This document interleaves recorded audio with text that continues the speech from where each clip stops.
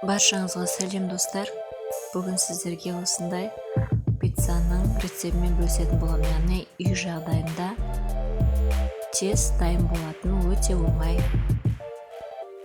пиццаның рецептімен бөлісетін боламын.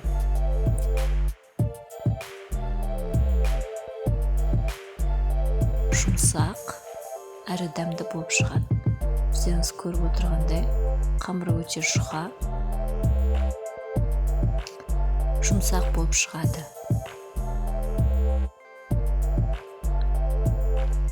Яғни бізге керек 1 стакан жылы су, жарты стакан жылы сүт,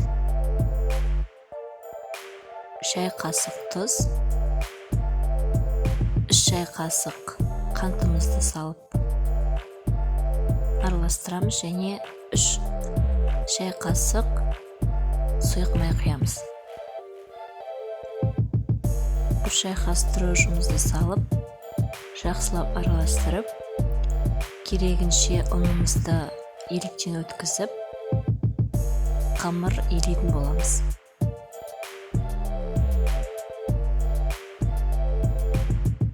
Қамырымыз илеп болғаннан кейін осылай пищевой пленкаға жауып, жарты немесе 1 сағатқа қойып қоямыз. Көтерілгеннен кейін 4 бөлікке бөліп, бетіне сұйық маймен, яғни барлық жеріне сұйық май жағамыз. 4-еуіне де сұйық маймен майлап, яғни жайған кезде жабыспайтындай болады. Осыны кішкене біраз уақытқа қойып қоямыз. Оған дейін бетіне себетін начинкаларымызды дайындап аламыз. Яғни майонез, кетчуп, колбаса және сырымызды турап дайындап аламыз. Бірінші колбасамызды мен кубик қып турадым, өздеріңіз қалауыңызша турай бересіздер.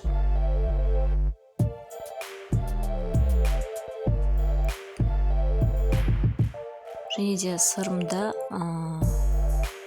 слайдеркадан өткіздім. Қамырымды жайып, формама салып, кетчуп пен майонезімді бетіне барлық жеріне тиетіндей қылып жағып шығамыз. Және колбасаны салып, бетіне сырды салып, қызып тұрған пеште 180 градуста өз пештеріңізге қарай көрерсіздер, қатты күйіп кетпесін. Піскеннен кейін осылай дәмді болып, осылай пісіп шығады. Достар, сіздер де осылай әзірлеп көріңіздер. Өте оңай, жұмсақ әрі дәмді болып шығады. Міндетті түрде менің каналыма тіркеліп, лайк басып, қоңырауша белгісін басуды ұмытпаңыздар. Ас болсын.